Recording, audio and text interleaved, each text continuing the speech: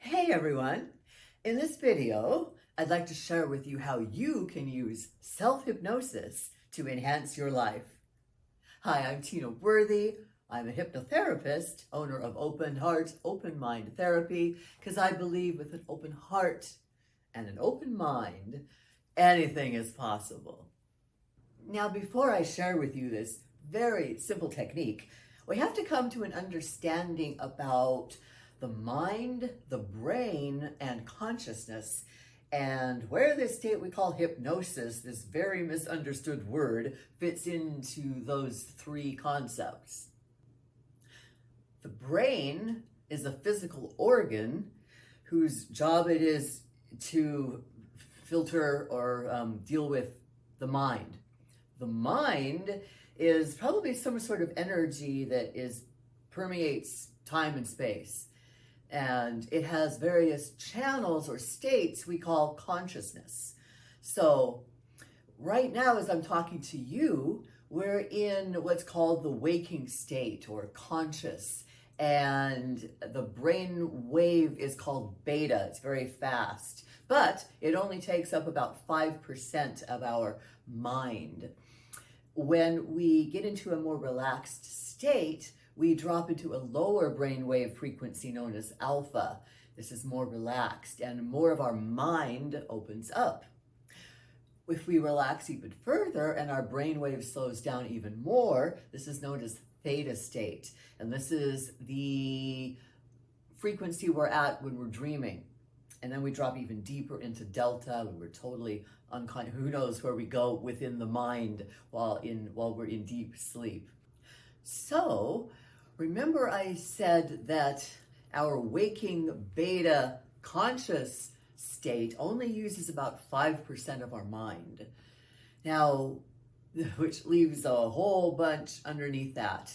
Now we need to really change our vocabulary. We can call it the other than conscious mind, the infinite mind, but this vast ocean of mind. And now between that, we have what we call the subconscious. It's kind of an intermediary between our conscious mind, the unconscious mind, or other than conscious mind, and it is kind of the emotional level. And it's kind of where all our programs of being human are operating on. Are you with me so far? So the state of hypnosis, all it is a relaxed state that's either alpha, it's not beta, it's alpha or theta or below. And it also does is it opens up more of our mind, which is typically filtered while we're in beta brainwave. To simplify, the hypnotic state is nothing more than a relaxed state. It occurs not only in humans, but in animals and probably other beings. And it's in this more relaxed state that we are more open to suggestions and outside influences. It's how our subconscious gets programmed from the minute we're born up until the present. And things like the media and commercials, advertising know this very well. And we are bombarded with constant flow of suggestions verbally, emotionally, and symbolically all the time because marketers understand that when our mind is more open, we're more likely to take on these messages. Now, we can also do that to ourselves.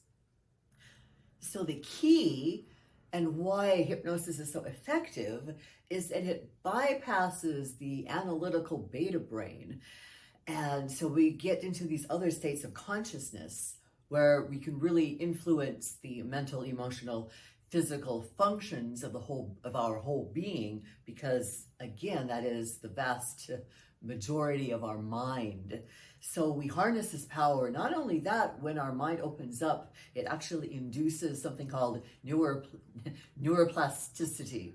That's a mouthful, where we actually are creating new brain cells that change us, not only our thoughts, but on a molecular level. So we're constantly changing. And in order for permanent change to occur, we need to shut off that 5% so we can harness the power of the subconscious and the other than conscious, this greater, vast part of us. This is key. So much for the science. The important part I'm trying to get across is that you simply need to relax. So the technique itself, you definitely want to close your eyes, because just the act of closing your eyes induces alpha brainwave state. And then you want to focus on your breathing. Take at least 3 or 4 nice deep breaths. And you can actually feel as your body relaxes, your nervous system shift. And then when you're in that relaxed state, that's when you want to give yourself repeat the changes that you want to create. Say you're about to give a speech and you're nervous about it. So once you're in this relaxed state, you might say something like, I am confidently giving my speech effectively and with persuasion, or whatever positive change you want to make. Remember that you don't want to put anything negative into these statements of change. So you don't want to say things like, I'm not messing up, or I'm losing weight, because your subconscious and then conscious mind don't hear negatives. They just take it at face value. It's not the same language.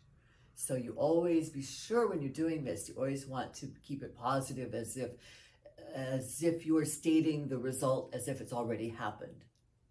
And if you can add emotion and visualization to this as you're in this relaxed state, then that's just like icing on the cake.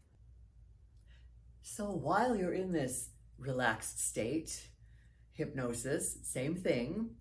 Remember, all hypnosis is self-hypnosis. It's just a state of relaxation, period. But you're in a heightened, focused concentration where, again, you're harnessing the power of your own mind to create the change that you want to create in your life. So, happy manifesting. So being in the relaxed state is the number one goal for creating these life enhancement via hypnosis.